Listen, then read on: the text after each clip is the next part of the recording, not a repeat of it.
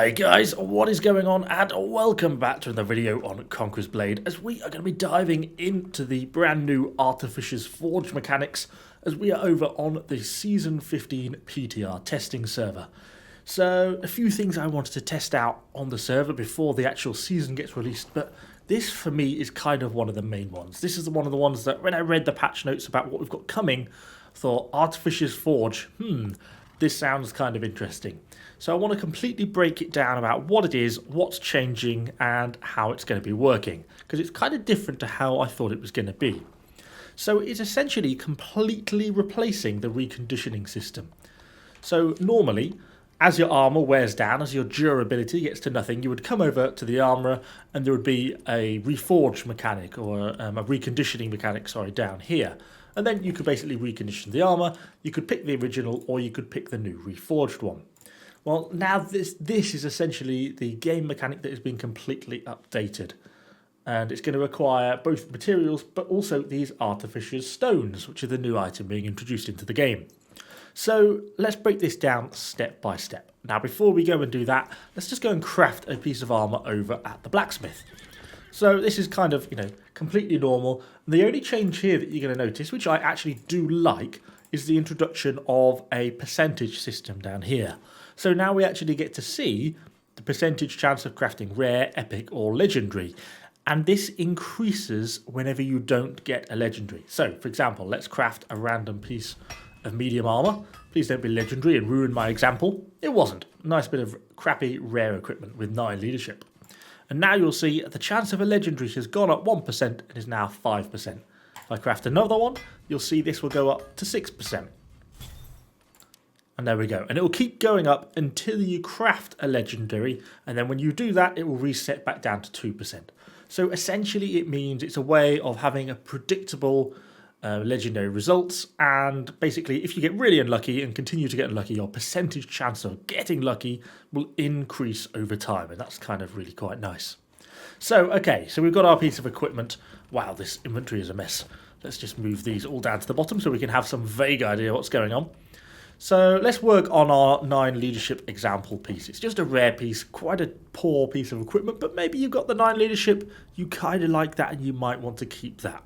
So say you've been using this in battle and the endurance is low, it needs to be repaired. So you can now come over to the armourer and you can drop that piece of equipment, like so, into the Reforge menu. And this is going to throw up quite a few different things. Now, as before, you need a schematic and you need all the same usual materials to actually be doing this. Nothing in that sense is different from the Reforge mechanic that we had before, but now you're going to be needing Artificer's stones as well. It's kind of hard to gauge how available these are going to be. When you get them on the battle pass, if you have the premium version, it's essentially you're getting 15 of them per drop. So you're not going to have loads and loads of these. We've obviously just been given basically 1 million of them just for testing purposes. But you're not actually going to have loads of these in reality, I don't think. So you're going to have to be a little bit more careful about reforging them perhaps you were before.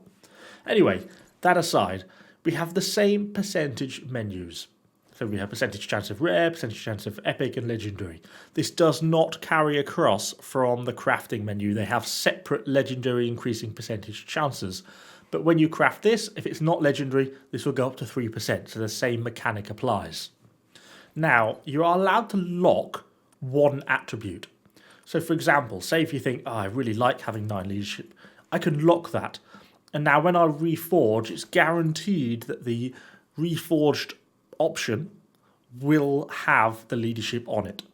You can only do one. If I switch that to slashing defense, it turns off the lock on leadership. So let's just reforge that and we'll see what that happens and what changes. So there we go. So a few things to note. It actually changes item type. So currently Carnifex camisole, it goes to reforged Carnifex camisole, and actually you'll notice that the base stats are actually quite a little bit higher. Now, you'll also notice a few other things change. We actually have different stats that can come into play.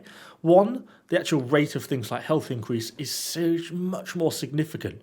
Plus 617 is way higher than it was before, and that's quite significant.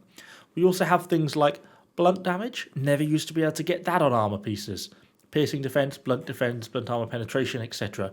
You can see how this updates. But you'll notice our leadership transferred across exactly. The only downside I can see to, and of course, you can actually just choose the original, same as you could when you reforged equipment. The only real downside I can see to locking an item, like the leadership here is that you don't seem to get a chance to get a higher version of that, if that makes sense. So if we reforge again, you never seem to get more than that base 9 leadership. It's like locked completely, that's it, done, dusted, not looked at again. And that's kind of interesting to see.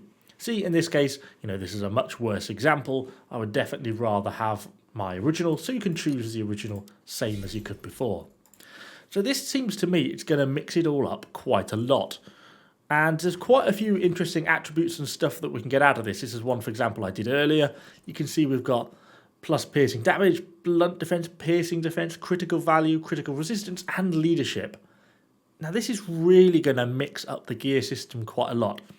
I kind of like everything except the fact that one reforged equipment now has higher base stats, and actually you can see this between the two. So the Carnifex Camisole base, is 2,200 hit points to 2,900 just for reforging it.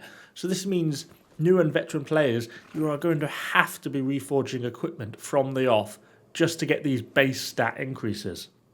I also am not a huge fan that we're now getting things like piercing damage introduced into armor pieces. That's really weapon statistics. It just adds to the confusion of it. Trying to read something like this is now really kind of complicated. And yes, I suppose you can lock statistics, which is nice if you get a 25 leadership modifier. I like that as a mechanic. I don't like the fact that it's just going to get lost in this whole sea of blunt damage, piercing damage, and other stuff. And I think it is going to introduce an element of kind of mission creep a little bit on power creep onto personal equipment, because it's going to become increasingly important to really be rolling these high stat armors. I'll post a few screenshots now on the screen of some of the other content creators who've been posting on the Content Creator Discord some of the rolls they've had. I mean, Temple shot some of his musket rolls ridiculous, and kind of shows how much this is going to change up the equipment balance. Of course, that is assuming it stays as it is now. That could, of course, end up changing. So, yeah, that's basically a basic rundown of how this equipment forging works. And you can kind of see how it's going to be mixing things up quite a lot. There we go, a little bit of arbitrary slashing damage. It all just seems to be random. But you can actually see how my legendary percentage chance is now up to 5% as it increases through. And you can see how that's going to change it.